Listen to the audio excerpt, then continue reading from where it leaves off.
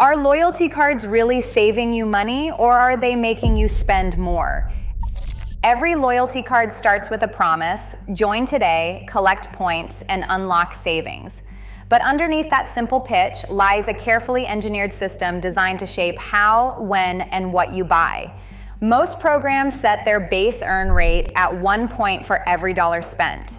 That sounds straightforward, but the real mechanics are anything but.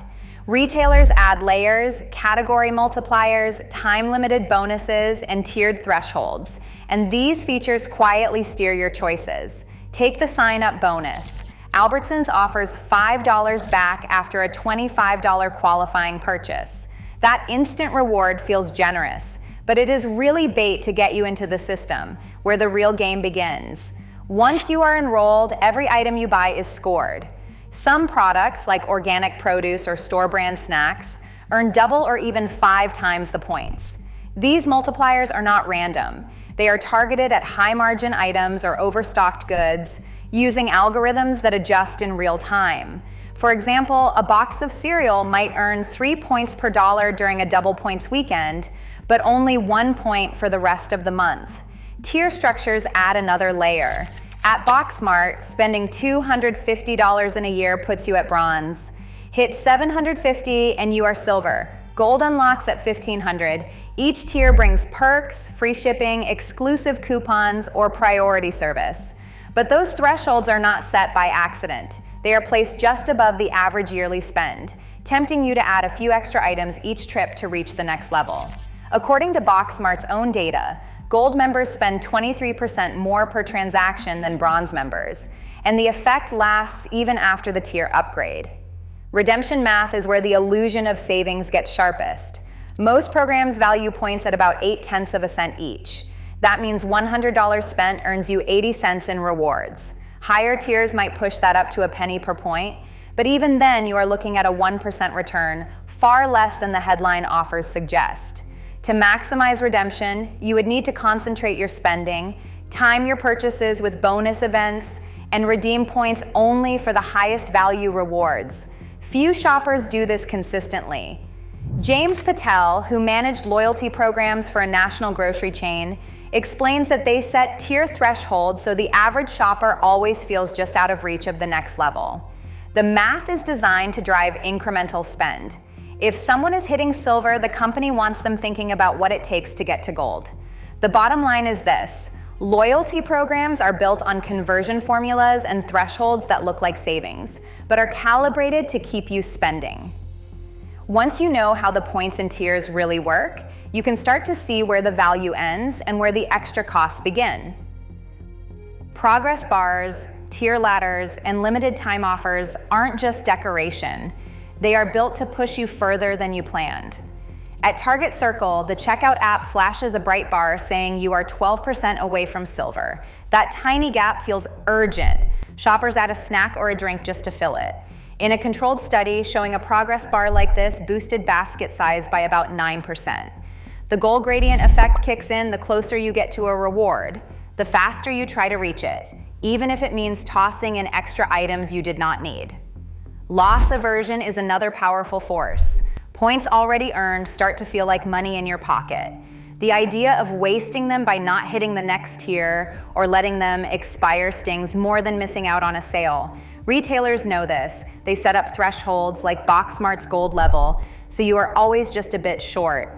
It is common for shoppers to spend an extra $30 on things they would not have bought just to avoid the pain of losing out. Dr. Lena Kovacs, a behavioral economist, puts it simply: people hate losing points more than they like saving money. Scarcity and urgency are everywhere. Retailers advertise double points for a weekend only. They say earn 5 times the points on snacks before midnight. These time-limited multipliers spark a fear of missing out. In one Shop More event, a 48-hour triple points window lifted sales by 23%. Nearly half of shoppers admitted they bought sooner or bought more because they did not want to let the bonus slip away. The same trick works on exclusive member deals. If you do not act now, you might not get the reward. Anchoring shapes your sense of value. When a loyalty app puts a $20 premium reward at the top of its catalog, suddenly a $5 coupon looks like a big win, even if it is only a fraction of what you spent to get there. The high-value reward is rarely attainable for most shoppers, but it sets a reference point that makes smaller rewards feel more generous. Status badges tap into social instincts. Some programs display your tier, bronze, silver, gold, right on your account or even on your checkout screen. At Boxmart, staff see your gold badge and greet you by name. That little hit of recognition makes people want to keep their rank. The effect is subtle but real. Gold members visit more often and spend more per trip just to maintain their place. All of these features are designed to nudge, not force. But together, they create a powerful current. You are not just shopping, you are playing a game with shifting rules, where the house always has the edge.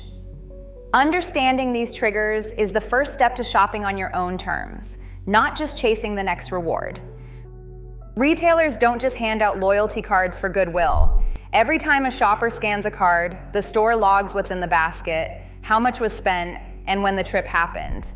Over weeks and months, this data builds a detailed profile, what brands you prefer, which aisles you skip, even how often you buy snacks late at night.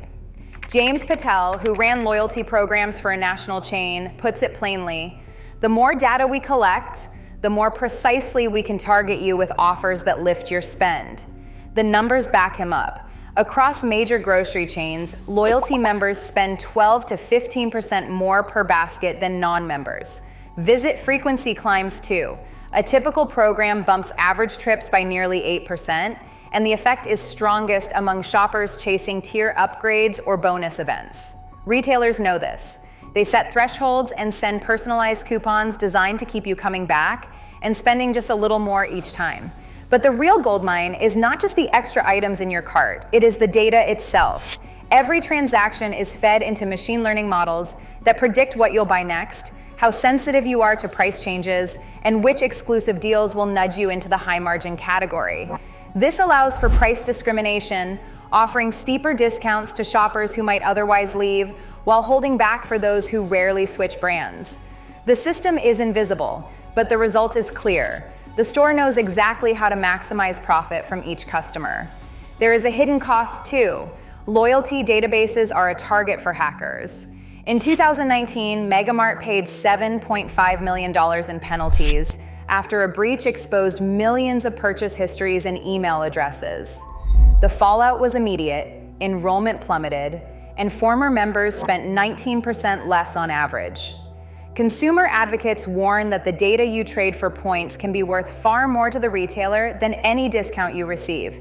The advantage is not equal, and the privacy trade-off is almost always in the store's favor. The most expensive mistake in loyalty programs is not missing out on points. It is spending more than the reward is worth. At Boxmart, a shopper aiming for a $5 instant coupon added $30 of extra items to hit the threshold. The receipt showed a win, but the math told a different story. The return on points, called ROP, was $5 divided by $30, which is 16.7%. That is far below Boxmart's average margin on those extra goods. The shopper left with a heavier cart, a small reward, and a net loss. This pattern plays out every day. The closer you get to a tier or bonus, the easier it is to justify those last few add-ons. But when the ROP falls below 20%, the so-called savings vanish. Retailers design these thresholds so the extra spend always covers the cost of the reward and then some. There is a way out. Before chasing any offer, calculate ROP. Divide the reward value by the extra spend, then multiply by 100. If the answer is less than the store's margin, usually around 25%, skip the deal. Set a monthly budget for loyalty-driven purchases and stick to it. Only redeem points on items you were already planning to buy and compare member prices to regular sales before checking out. Cashback credit cards often beat loyalty programs for pure return with no hoops or thresholds. Use a simple spreadsheet or calculator app to track your ROP over time. If it consistently falls short, opt out of the program. Loyalty cards are not a trap if you control the rules. Treat points as a marketing tool, not as cash in your pocket. Audit every offer, question every threshold, and let the math, not the progress bar, decide what goes in your cart. That is how you turn a store's game into your own advantage. Today, every swipe of a loyalty card quietly shapes how much you spend and what you buy. The line between saving and overspending blurs with every exclusive deal. Staying alert to these hidden nudges is the first step to keeping your money and your choices truly your own. Shop smarter, not just more.